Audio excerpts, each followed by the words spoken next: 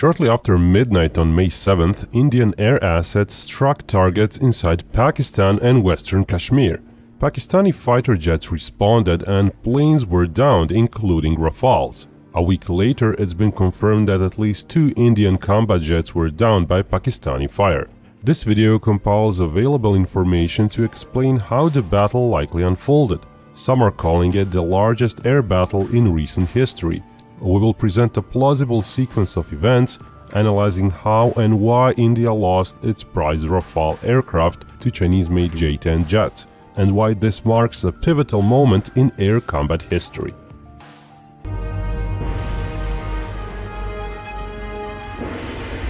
So this much is known. Between 12:35 and 1 a.m. Pakistani time, munitions hit 14 target sets across 9 locations in Pakistan and Pakistani-controlled Kashmir.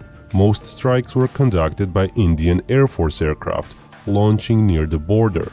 Despite having ground-launched cruise missiles and longer-range options, India mostly used shorter-range weapons, like French-made hammer bombs and Israeli spice bombs, according to Indian sources. India did employ some Scalp-G cruise missiles from Rafales and a few air-launched Brahmos from Sukhois, but the bulk of the firepower came from cheaper guided bombs. India possibly viewed the operation as a limited punitive strike, not something that would cause Pakistan to respond, and thus chose not to deplete more costly weapons. Post-event reports, including a Pakistani military briefing, suggest the entire air operation spanned over an hour. However, this refers to the full engagement window from the moment Pakistan tracked the strike force assembly to the eventual aerial disengagement, not an hour of continuous missile fire. Before any bombs are launched, the strike package must be assembled. This includes bomb or missile-carrying aircraft, fighter escorts, possibly aircraft for suppressing enemy air defenses, and likely AWACS-type planes. These assets don't all come from the same base, so different types must be launched in coordination and grouped into large formations. Planes must stay somewhat spaced out, but close enough to protect each other. This coordination spanned a wide geographic area to cover all targets. According to the Pakistani military, initial Indian formations included 60 detected aircraft, increasing to 72 during the operation. CNN, citing Pakistani sources, reported up to 125 aircraft in the air at one point. The Pakistani briefing mentioned 72 Indian and 42 Pakistani planes, totaling 114. Depending on detection criteria and inclusion of support aircraft, the number might indeed have reached around 120. Indian formations appeared widely spread out. The distance between the northernmost and southernmost ground targets was 600 kilometers, but Indian air formations' total spread along the border might have reached 900 kilometers. The Pakistani briefing indicated 4 distinct Indian groupings attacking on 4 separate axes, with about 200 to 300 kilometers between each. That distance could still be too great for timely mutual support of separate formations during fast-paced missile engagements. Each formation had its own strike group, escort group, and likely suppression of enemy air defense elements, tailored to its specific target set. Redirecting planes mid-mission would jeopardize those objectives and reduce protection for the rest of the group. Assembling all these aircraft into coordinated strike groups took time. If weapons began striking at 35 minutes past midnight, first Indian takeoffs likely happened half an hour earlier. The Pakistani brief timeline said Indian aircraft buildup was observed at 10 minutes past midnight, which fits. Another key point is that the Indian operation wasn't a surprise. As early as April 29th, Pakistan's defense minister warned that Indian military action was imminent, repeating the claim on May 5th. Unconfirmed reports indicated that India had begun organizing aircraft days before the strikes, concentrating around 180 combat planes near the border. It appears India made little effort to conceal its intent to respond militarily to the April 22nd terrorist attack in Kashmir. It appears India even informed Pakistan it would strike what it considered terrorist camps. Such forewarning isn't unprecedented, as it can reduce risks between countries. India's large air formations may have been both a show of force and a political message. Perhaps it hoped that by telegraphing its intent and avoiding border crossings, Pakistan would avoid retaliation. Of course, all this remains speculation. What's certain is that Pakistan knew an attack was coming. It maintained continuous air patrols, including AWACS, and kept its most advanced fighters on high alert, ready to launch within minutes. The Indian operation seemed designed as a one-time punitive strike, and not a part of a broader military effort. If a wider conflict had been anticipated, India would have repositioned more units, reinforced its front, and used air bases deeper inside its territory. Instead, India appeared not to expect serious resistance. Aircraft launched from peacetime bases located quite close to the border and assembled their strike formations in air immediately before the operation. India's 2 Rafale units and many other participating squadrons are based close to the border, typically 100 to 200 kilometers away or less. Now observe western India's flat terrain, from the Thar Desert in Rajasthan to Punjab's fields. It's ideal for long-range surveillance due to minimal ground clutter. As soon as Indian planes took off and gained some altitude, it's likely Pakistani AWACS tracked them. Pakistan operates 9 Swedish areas. Saab's promo materials from the 2000s suggested its radars can detect low-flying cruise missiles from 180 kilometers away, and fighter jets have an order of magnitude bigger radar returns. This makes it plausible Pakistani AWACS could detect Indian jets from 300 plus kilometers. As Indian sorties increased, Pakistani AWACS likely moved to safer airspace deeper inside Pakistan. According to the Pakistani military, their interception force began taking off at 12:23. By 12:30, 4 Indian strike packages were assembled and ready. Given their proximity to the border, strikes began within minutes. Pakistan claimed to identify 14 Rafales in the Indian force, 39% of India's Rafale fleet, though that number isn't confirmed.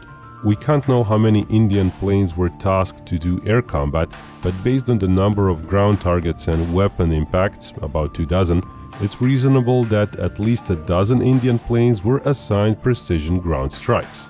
Images exist of Scalp-EG and air-launched BrahMos missile parts in the fields. BrahMos is huge, with just 1 carried per Su-30. Scalp missile remains suggest at least some didn't reach targets. Basically, all those required a few additional air-to-ground configured planes. Whether India attempted suppression of enemy air defenses is unclear, but that role likely required extra aircraft, perhaps 2 per package.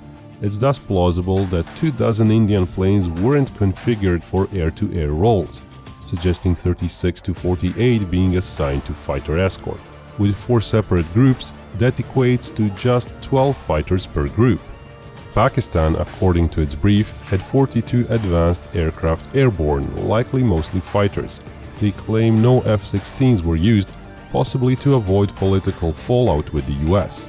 Still, Pakistan fields 20 to 30 J-10CEs, 40 JF-17 Block 3s, and about 130 older JF-17 variants.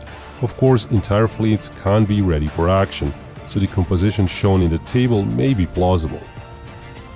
What likely happened is this: Pakistan, though outnumbered, had 15 minutes to reposition its airborne forces.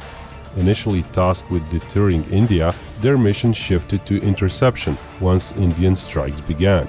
According to the Pakistani military, the goal became to assure enemy kills while denying own losses, suggesting a cautious approach that prioritized crew and aircraft safety, even if that meant fewer Indian planes downed. Pakistan appears to have concentrated its jets near the northern tip of the Indian formations, allocating around 3/4 of its force against half of India's, creating local numerical superiority. Indian jets focused on pre-planned ground attacks were less flexible. India reportedly scrambled an additional dozen fighters, but who knows if those arrived too late to matter. Pakistan famously claimed it downed 5 Indian jets. Their briefing map shows missile hits occurring 13 to 98 kilometers inside Indian territory, though not all claimed hits may have been real. Both countries agreed that no aircraft crossed the border, only missiles and bombs did. Pakistan claims 3 Rafales and 2 Russian-made jets were shot down. Following the battle, local Indian authorities reported 3 separate aircraft crashes, initially attributed to accidents. While one crash might be plausible in such a high-tempo operation, 3 seem less coincidental. French and US sources added weight to Pakistani claims. A French intelligence officer told CNN 1 Rafale was confirmed lost, with more under review. US officials told Reuters that at least 2 Indian aircraft were downed, so 2 to 3 losses for India seem credible as a low estimate. Various videos and images of crash sites emerged, mostly in the north, with one possible Rafale wreckage further south, though unverified. But most can't be tied to a precise plane type.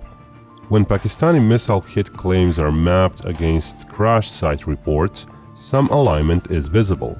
Some wrecks lie closer to the Pakistani border than their claimed hit locations, suggesting hits occurred during Indian advances, while others lie further away, likely occurring during aircraft going back to base. This fits known mission profiles. Rafales were used to launch Scalp missiles and Hammer bombs, so some likely turned back after releasing payloads. Escorted ground strike aircraft would logically retreat quickly, with forward escorts lingering around possibly a bit longer. In terms of distances, most claimed hits fall within feasible engagement ranges. The northern MiG-29 and Su-30 claimed losses appear plausible, especially if the Su-30 was advancing. A Rafale allegedly hit 100 kilometers past the borders seems dubious though, and no wreckage visuals support it. However, another Rafale reportedly downed while advancing to the south seems credible. The southernmost Rafale hit is marginally feasible, but all those apply only if Pakistani jets fired missiles very close to the border, which likely wasn't the case. That would have been too risky. A plane moving away from a fired missile, especially at speeds like Mach 1.8, is much harder to hit. Air-to-air missiles rapidly accelerate after launch, but burn through their fuel in seconds. The PL-15 missile used by Pakistani J-10s may have a double-pulse rocket motor. It initially accelerates, coasts to apogee, then reignites for a second pulse before gliding and decelerating. In contrast, the older AMRAAM C-5, sort of comparable to most Indian missiles, has a single pulse motor. It slows to Mach 2 around 40 kilometers from launch, under a minute into flight. The C-5 is some 15 years older than the PL-15 and visibly smaller. Also, with advances in electronics miniaturization freeing up space for fuel, the PL-15 may carry up to 70% more propellant than the C-5. Many other factors influence performance: drag, flight path, and the mentioned twin-pulse propulsion. The export version PL-15 is advertised with a 145 km range. Typically, that would be against an oncoming subsonic target. Exact interception speeds aren't known, but assuming the missile is still traveling at Mach 1 at that distance suggests it might retain Mach 1.25 at about 110 km into flight at interception point. That could be just enough to hit a poorly alert advancing target. The key question is whether Indian planes were unaware of the incoming threat. There is no definitive information, only rumors. One claim is that Indian Rafales lack the ability to share data-linked battlefield maps with other Indian aircraft, including AWACS. Limited comms could have hindered their situational awareness. While Rafales have self-defense suites that alert them to threats, there are scenarios where that might not happen. Indian pilots may not have expected to be targeted. India publicly framed the mission as a strike on terrorist camps, not on Pakistani military, and possibly communicated that to Pakistan. Indian aircraft didn't cross the border. They had numerical superiority, and the average Indian plane is still more advanced than the average Pakistani one. They may have also underestimated Chinese-made radars and PL-15 missiles. Pakistan likely used its AWACS to provide targeting data. J-10 fighters may have kept their radars off or in less threatening modes. If Indian pilots were briefed to expect minimal resistance, they may not have perceived the threat. Pakistani area AWACS could have told the J-10s where to be and at which moment to fire the missiles.